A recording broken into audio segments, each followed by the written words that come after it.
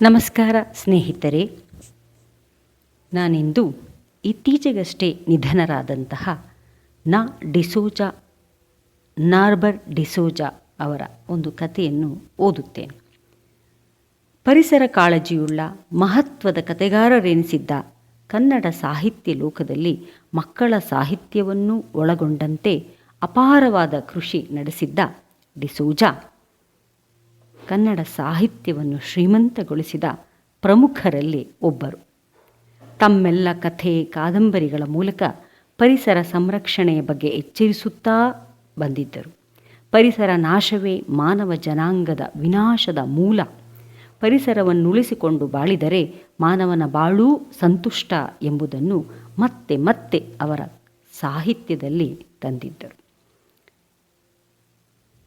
ಕನ್ನಡ ಸಾಹಿತ್ಯವನ್ನು ಶ್ರೀಮಂತಗೊಳಿಸಿದ ಡಿಸೋಜಾ ಚಿಕ್ಕಂದಿನಿಂದಲೇ ಬಹಳ ಸಾಹಿತ್ಯ ಆಸಕ್ತಿಯನ್ನು ಬೆಳೆಸಿಕೊಂಡಿದ್ದಂಥವರು. ಅವರ ಒಂದು ಕತೆ ಗೋಪುರ ಗಂಟೆ ಮತ್ತು ನಾಲಿಗೆ.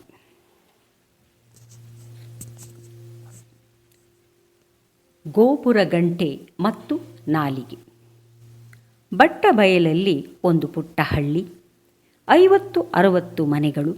ಹಿಂದೂಗಳು, ಮುಸ್ಲಿಮರು, ಅಧಿಕ ಸಂಖ್ಯೆಯಲ್ಲಿ ಕಿರಸ್ತಾನರು. ಮುಸ್ಲಿಮರು ಹಬ್ಬದ ದಿನ ಪಕ್ಕದ ಊರಿನ ಮಸೀದಿಗೆ ಹೋಗುತ್ತಾರೆ. ಹಳ್ಳಿಯ ಹೊರಭಾಗದಲ್ಲಿ ಹಿಂದೂಗಳಿಗೆ ಹನುಮಪ್ಪನ ಗುಡಿ ಇದೆ. ಅಧಿಕ ಸಂಖ್ಯೆಯಲ್ಲಿರುವ ಕಿರಸ್ತಾನರಿಗೆ ಮಾತ್ರ ಹಳ್ಳಿಯ ನಡುವೆಯೇ ದೊಡ್ಡದೊಂದು ಇಗರ್ಜಿ ಇದೆ. ಶಿಲುಬೆಯಾಕಾರದ ಇಗರ್ಜಿ, ನಡುವೆ ದೇವರ ಪೀಠ, ಮುಂಭಾಗದ ಹೆಬ್ಬಾಗಿಲ ಮೇಲೆ 30 ಅಡಿ ಎತ್ತರದ ಭಾರೀ ಗೋಪುರ. ಗೋಪುರದ ತುದಿಯಲ್ಲಿ ಶಿಲುಬೆ. ಓರ್ವ ಇಂಗ್ಲಿಷ್ ಪಾದ್ರಿ ಬಹಳ ವರ್ಷ ಇಲ್ಲಿ ಇದ್ದನಂತೆ. ಅವನು ಎಲ್ಲೆಲ್ಲಿಂದಲೋ ಹಣ ತಂದು ಈ ಇಗರ್ಜಿಯನ್ನು ಮಜಬೂತಾಗಿ ಕಟ್ಟಿಸಿದನಂತೆ. ಜೊತೆಗೆ ಬಡವರಾದ ಕೆಲ ಹಿಂದೂಗಳನ್ನು ಮತಾಂತರಿಸಿದನಂತೆ. ಈಗ ಇಗರ್ಜಿಯ ಸುತ್ತ ಇರುವವರೆಲ್ಲ ಹೀಗೆ ಮತಾಂತರಗೊಂಡವರೇ. ಆದರೆ ಆ ಇಂಗ್ಲಿಷ್ ಪಾದ್ರಿ ಹೋಗಿ ಬಹಳ ವರ್ಷಗಳಾಗಿವೆ. ಇಗರ್ಜಿಯೂ ಹಿಂದಿನಂತೆಯೇ ಇದೆ. ಒಂದೇ ಒಂದು ಬದಲಾವಣೆ ಎಂದರೆ ಇಗರ್ಜಿಯ ಗೋಪುರದೊಳಗಿನ ಗಂಟೆ ಈಗ ಬೇರೆಯಾಗಿದೆ. ಇಂಗ್ಲಿಷ್ ಪಾದರಿ ಇದ್ದಾಗ ಹಾಕಿಸಿದ ಗಂಟೆ ಮೊದಲು ಚೆನ್ನಾಗಿಯೇ ಇತ್ತಂತೆ. ಅದರ ಇಂಪಾದ ಸದ್ದು 7-8 ಮೈಲಿಗಳವರೆಗೂ ಕೇಳಿಸುತ್ತಿತ್ತಂತೆ. ಕ್ರಮೇಣ ಅದರ ನಾದ ಕೆಡುವುದರ ಜೊತೆಗೆ ಗಂಟೆ ಬಿರುಕು ಬಿಟ್ಟಿದ್ದರಿಂದ ಗಂಟೆ ಹೊಡೆದಾಗೆಲ್ಲ ಅಪಸ್ವರ ಬರತೊಡಗಿತು. ಧನ್ ಅನ್ನುವುದರ ಬದಲು ಡ್ರ್ ಡ್ರ್ ಎಂದು ಸದ್ದು ಬರತೊಡಗಿತು. ತನ್ನ ದೇಶಕ್ಕೆ ಹೋಗುವ ಆತುರದಲ್ಲಿ ಪಾದ್ರಿ ಇದನ್ನು ಮನಸ್ಸಿಗೆ ತೆಗೆದುಕೊಳ್ಳಲಿಲ್ಲ. ಆದರೆ ಹೊಸದಾಗಿ ಆ ಇಗರ್ಜಿಗೆ ಬಂದವನು ಈ ಬಗ್ಗೆ ಯೋಚಿಸಲೇಬೇಕಾಯಿತು. ಪಾದ್ರಿಯಾಗಲಿ ಊರ ಜನರಾಗಲಿ ಎಷ್ಟು ದಿನ ಈ ಅಪಸ್ವರವನ್ನು ಕೇಳುತ್ತಾ ಕುಳಿತಾರು? ಅವರು ಚಂದ ಎತ್ತಿದರು, ಹಣ ಸಂಗ್ರಹಿಸಿದರು. ಹಳೆ ಗಂಟೆ ಕೆಳಗಿಳಿಯಿತು. ಹೊಸದಾದ ದೊಡ್ಡ ಕಂಚಿನ ಗಂಟೆ ಮೇಲೇರಿತು. ಮೊದಲ ಬಾರಿ ಈ ಗಂಟೆಯನ್ನು ಹೊಡೆದಾಗ ಇದರ ತುಂಬು ನಾದಕ್ಕೆ ಜನ ರೋಮಾಂಚನಗೊಂಡರು, ಪುಳುಕಿತರಾದರು. ಗೋಪುರದ ಒಳ ಕಮಾನಿನ ಕಂಬಗಳ ಮೇಲೆ ನಡುವೆ ಕಬ್ಬಿಣದ ಸರಳು ಹಾದ ಮರದ ದಿಮ್ಮಿಯೊಂದನ್ನು ಇಡಲಾಗಿತ್ತು. ಈ ದಿಮ್ಮಿಗೆ ಗಂಟೆಯನ್ನು ಕಬ್ಬಿಣದ ಸರಪಳಿಗಳಿಂದ ಕಟ್ಟಲಾಗಿತ್ತು. ಸಾಕಷ್ಟು ದಪ್ಪಗಿರುವ ನಾಲಿಗೆಯೊಂದು ಗಂಟೆಯೊಳಗೆ ತೂಗು ಬಿದ್ದಿತ್ತು. ಈ ನಾಲಿಗೆಯ ಕೆಳತುದಿಯ ಕೊಂಡಿಗೆ ನೂಲಿನ ಹಗ್ಗವನ್ನು ಕಟ್ಟಲಾಗಿತ್ತು. ಈ ಹಗ್ಗ ಇಗರ್ಜಿಯ ಹೆಬ್ಬಾಗಿಲವರೆಗೂ ತೂಗು ಬಿದ್ದಿತ್ತು. ಈ ಹಗ್ಗವನ್ನು ಜಗ್ಗಿಯೂ ಗಂಟೆ ಹೊಡೆಯಬಹುದಿತ್ತು. ಇಲ್ಲದೆ ಮರದ ತೊಲೆಗೆ ಹೊಡೆದಿದ್ದ ಕಬ್ಬಿಣದ ಗೂಟಕ್ಕೆ ಕಟ್ಟಿದ್ದ ಇನ್ನೊಂದು ಹಗ್ಗವನ್ನು ಜಗ್ಗಿಯೂ ಗಂಟೆ ಹೊಡೆಯಬಹುದಿತ್ತು. ನಾಲಿಗೆಯ ತುದಿಯ ಹಗ್ಗ ಜಗ್ಗಿದರೆ ನಾಲಿಗೆ ಬಂದು ಗಂಟೆಗೆ ತಾಗಿ ನಾದ ಹೊರಹೊಮ್ಮುತ್ತಿತ್ತು. ಇನ್ನೊಂದು ಹಗ್ಗ ಎಳೆದಾಗ ಇಡೀ ಗಂಟೆಯೇ ತೂಗಾಡಿ ಒಳಗೆ ನಾಲಿಗೆ ಹೊರಳಾಡಿ ನಾದ ಬರುತ್ತಿತ್ತು. ಈ ಎರಡೂ ಹಗ್ಗಗಳ ತುದಿಯನ್ನು ಹೆಬ್ಬಾಗಿಲ ಪಕ್ಕದ ಮೊಳೆಯೊಂದಕ್ಕೆ ಕಟ್ಟಿ ಹಾಕಿರುತ್ತಿದ್ದರು. ಇಗರ್ಜಿಯ ಗುರಿಕಾರ ಇಲ್ಲವೇ ಪಾದ್ರಿಯ ಬಟ್ಲರ್ ಮಾತ್ರ ಈ ಗಂಟೆಯನ್ನು ಹೊಡೆಯಬಹುದಿತ್ತು. ಗಂಟೆ ಭಾರವಾಗಿದ್ದರಿಂದ ಅನುಭವವಿಲ್ಲದವರು ಹೊಡೆಯಲು ಹೋಗುತ್ತಿರಲಿಲ್ಲ. ಬೆಳಕು ಹರಿಯಲು ಇನ್ನೂ ಕೊಂಚ ಕಾಲವಿದೆ, ಮೂಡಣ ದಿಕ್ಕಿನಲ್ಲಿ ಕೆಂಪಡರುತ್ತಿದೆ ಎನ್ನುವಾಗ ಇಗರ್ಜಿಯ ಗೋಪುರದ ಕಬ್ಬಿಣದ ಸರಳುಗಳ ನಡುವಿನಿಂದ ನಾದ ಹೊರಡುತ್ತದೆ. ಢಣ್ ಢಣ್ ಢಣ್ ಢಣ್ ಢಣ್ ಢಣ್ ಢಣ್ ಢಣ್ ಢಣ್. 3 ಬಾರಿ 3 ಗಂಟೆಗಳು. ನಂತರ ಉದ್ದಕ್ಕೂ ಡಣ್ ಡಣ್ ಡಣ್ ಡಣ್. ಇದು ಪ್ರಾತಃ ಕಾಲದ ಪ್ರಾರ್ಥನಾ ಗಂಟೆ. ಆರೋಗ್ಯ ಸ್ವಾಮಿ ಏಳುವುದು, ಕುಲುಮೆ ಇಮಾಮ ಅಲ್ಲಾ ಅನ್ನುವುದು, ಸುಬ್ಬಾ ಭಟ್ಟರು ರಾಮಚಂದ್ರ ಎಂದು ಮಗ್ಗುಲಿಗೆ ಹೊರಳುವುದು, ಕಮಲಮ್ಮ, ಚಂದ್ರಮ್ಮ, ಸಂತಾನಬಾಯಿ, ಫಾತಿಮಾ ಬಿ ಎಲ್ಲ ಎದ್ದು ಮನೆಗೆಲಸದಲ್ಲಿ ತೊಡಗುವುದು ಆಗಲೇ. ಇಗರ್ಜಿಯ ಗಂಟೆಯ ಸದ್ದು ಅಡಗುವ ಮುನ್ನವೇ ಬೋರೇಗೌಡ ಎತ್ತು ಬಿಚ್ಚಿಕೊಂಡು ಹೊರಟ. ಮೈಲಮ್ಮ ರಾಗಿ ಬೀಸಲು ಕುಳಿತಳು. ಇಮಾಮನ ಕೋಳಿ ಕೂಗಿತು. ಆರೋಗ್ಯ ಸ್ವಾಮಿ ಎದ್ದು ಮುಖ ತೊಳೆದು ದೇವರ ಪೀಠದೆದುರು ಮೊಣಕಾಲೂರಿದ. ಅವನ ಹಿಂದೆ ಅವನ ಹೆಂಡತಿ, ಮಗ, ಸೊಸೆ, ಮಗಳು. ದೇವರ ಪೀಠದ ಎದುರು ಉರಿಯುತ್ತಿರುವ ಮೇಣದ ಬತ್ತಿ, ಗಾಜಿನ ಗೂಡಿನಲ್ಲಿ ಸಂತ ಅಂತೋನಿಯ ವಿಗ್ರಹ, ಮರಿಯಮ್ಮ ಜೋಸೆಫರ ಪಟಗಳು. ಪಿತನಿಗೋ ಸುತನಿಗೋ ಪವಿತ್ರಾತ್ಮನಿಗೋ ಸ್ತೋತ್ರವಾಗಲಿ. ಆದಿಯಲ್ಲಿದ್ದ ಹಾಗೆ ಈಗಲೂ ಯಾವಾಗಲೂ ಸದಾ ಕಾಲದಲ್ಲಿಯೂ ಸ್ತೋತ್ರವಾಗಲಿ. ಪರಲೋಕದಲ್ಲಿರುವ ನಮ್ಮ ತಂದೆಯೇ. ಹೀಗೆಯೇ ಎಲ್ಲ ಕ್ರೈಸ್ತ ಮನೆಗಳಲ್ಲಿ ಪ್ರಾರ್ಥನೆ ಜರುಗುತ್ತದೆ. ಕತ್ತಲು ಕಳೆದು ಚುಮುಚುಮು ಬೆಳಕು ಮರಗಿಡಗಳ ಮೇಲಿನ ಇಬ್ಬನಿಯನ್ನು ನೆಕ್ಕತೊಡಗಿದಾಗ ಮತ್ತೆ ಇಗರ್ಜಿಯ ಗಂಟೆ ಢಣಾ ಢಣ್ ಢಣಾ ಢಣ್. ಇದು ಇಗರ್ಜಿಯಲ್ಲಿ ದಿನನಿತ್ಯ ನಡೆಯುವ ಪೂಜೆಗೆ ಮುನ್ನ ಬಾರಿಸುವ ಕರೆಗಂಟೆ. ದಿವ್ಯನಾಥನ್, ಆರೋಗ್ಯ ಸ್ವಾಮಿ, ಮರಿಯಮ್ಮ, ಅಂಗಡಿ ಕೈತಾನ, ದರ್ಜಿ ಲಾಜರಸ, ಡ್ರೈವರ್ ಸಾಲ್ವಾದೋರ, ಜಾಕಿ ಮಾಸ್ತರರು, ರುಜಾರಿ, ನಥಾಲ್ ಬಾಯಿ, ಮಗ್ಗಿ ಬಾಯಿ ಎಲ್ಲ ಇಗರ್ಜಿಯತ್ತ ಧಾವಿಸುತ್ತಾರೆ. ಗಂಡಸರು ತಲೆಯ ಮೇಲಿನ ಟೋಪಿಯನ್ನು ತೆಗೆದು ಕಂಕುಳಿಗೆ ತುರುಕಿಕೊಂಡರೆ, ಹೆಂಗಸರು ಸೆರಗನ್ನೋ ತಲೆಯುಡುಗೆಯನ್ನೋ ತಲೆಯ ಮೇಲೆ ಹೊದ್ದುಕೊಳ್ಳುತ್ತಾರೆ. ವೀರಶೈವ ಕಾಫಿ ಕ್ಲಬ್ಬಿನ ಶಿವಲಿಂಗಯ್ಯ ಹೋಟೆಲಿನ ಬಾಗಿಲು ತೆರೆದು ಅವಸರದಲ್ಲಿ ಹೊರಟು ಸಾಲ್ವದೋರನನ್ನು ಮಾತನಾಡಿಸುತ್ತಾನೆ. ಬಿಸಿಲೇರುತ್ತದೆ. ಸೂರ್ಯ ನೆತ್ತಿಗೆ ಬರುತ್ತಾನೆ. ಮತ್ತೆ ಪ್ರಾರ್ಥನಾ ಗಂಟೆ. ಹಳ್ಳಿಯ ಎಲ್ಲರಿಗೂ ಗೊತ್ತು ಈಗ 12 ಗಂಟೆ ಎಂಬುದು.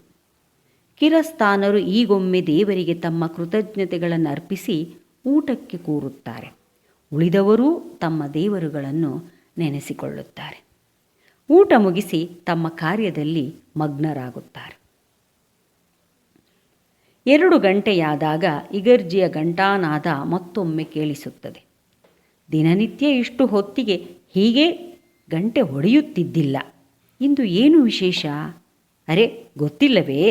ಮರಿಸೊಸೆಯ ಮಗಳು ಬಾಣಂತನಕ್ಕೆ ಬಂದಿದ್ದಳಲ್ಲ, ಗಂಡು ಮಗುವನ್ನು ಹೆತ್ತಳು.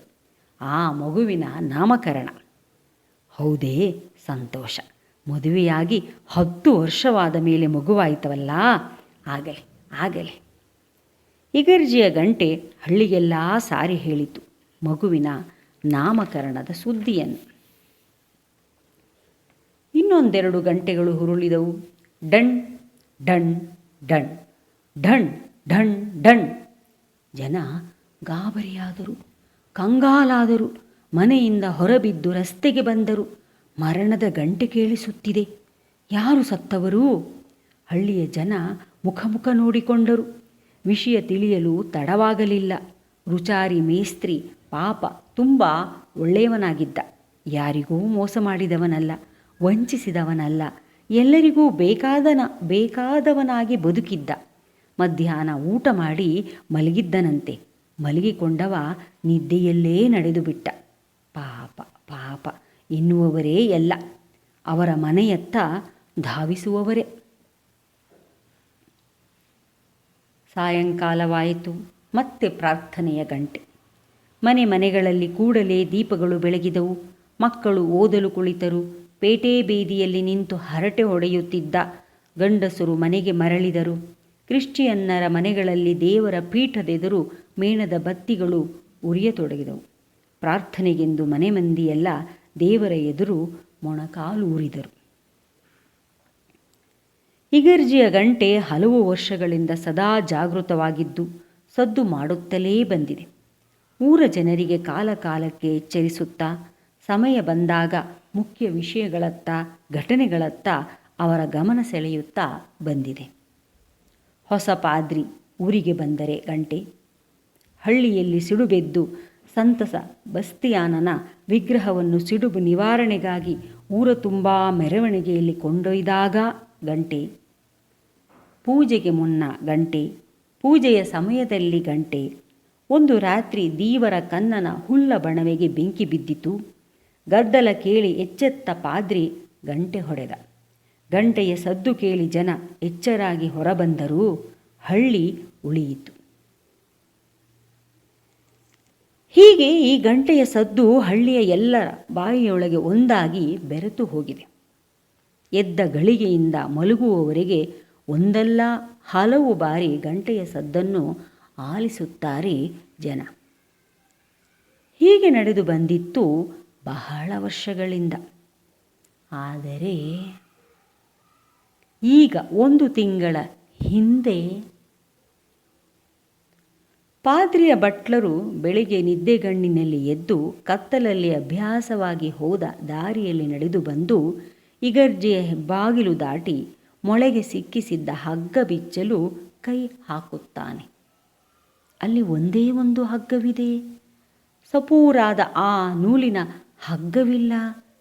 ನಾಲಿಗೆಯ ತುದಿಗೆ ಕಟ್ಟಿದ್ದ ಆ ಹಗ್ಗ ಮೇಲೆ ಎಲ್ಲಾದರೂ ಹೋಗಿ ಸಿಕ್ಕಿ ಬಿದ್ದಿರಬಹುದೆಂದುಕೊಂಡು ಇನ್ನೊಂದು ಹಗ್ಗವನ್ನು ಹಿಡಿದು ಜಗ್ಗುತ್ತಾನೆ.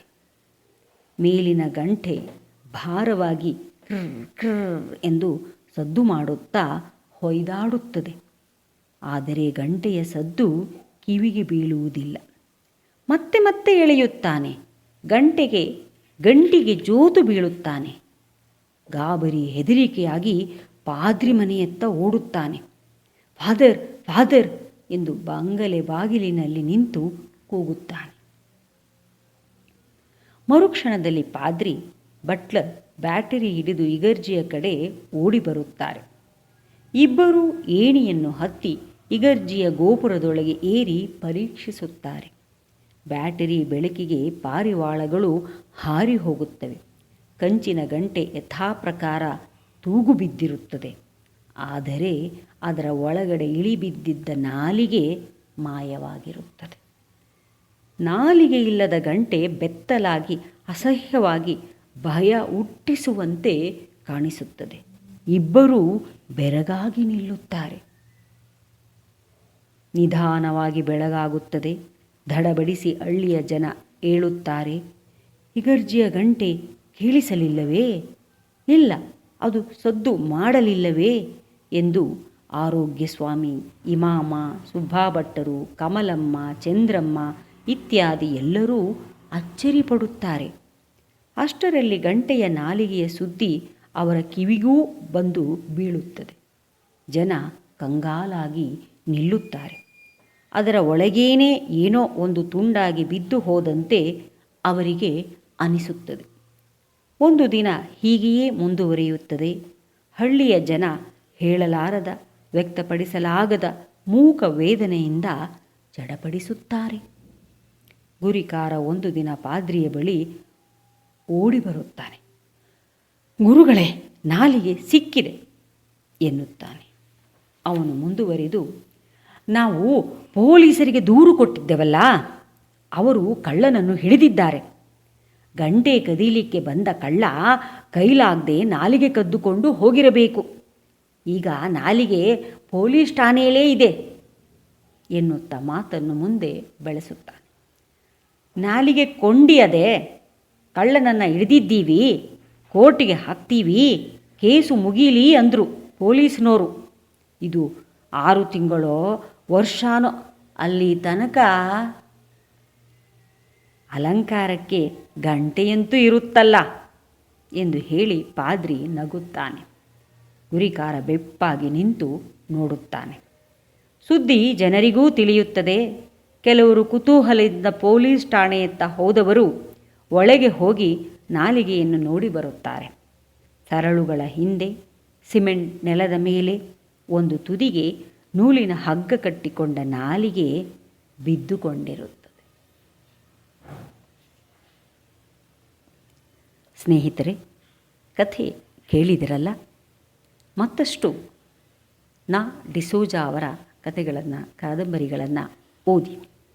ಅಭಿವೃದ್ಧಿಯ ಹೆಸರಲ್ಲಿ ನಡೆಯುವಂತಹ ಅನ್ಯಾಯವನ್ನು ವಿರೋಧಿಸುತ್ತಾ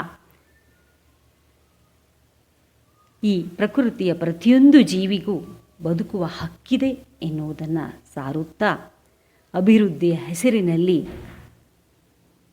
ತಮ್ಮದೆಲ್ಲವನ್ನೂ ಕಳೆದುಕೊಂಡು ಬೀದಿಯ ಬಿಕಾರಿಗಳ ಆಗಿ ಬದುಕು ಸವಿಸಿದಂಥ ಜನರ ದನಿಯಾಗಿ, ಅವರ ಪರವಾಗಿ ದನಿ ಎತ್ತಿದ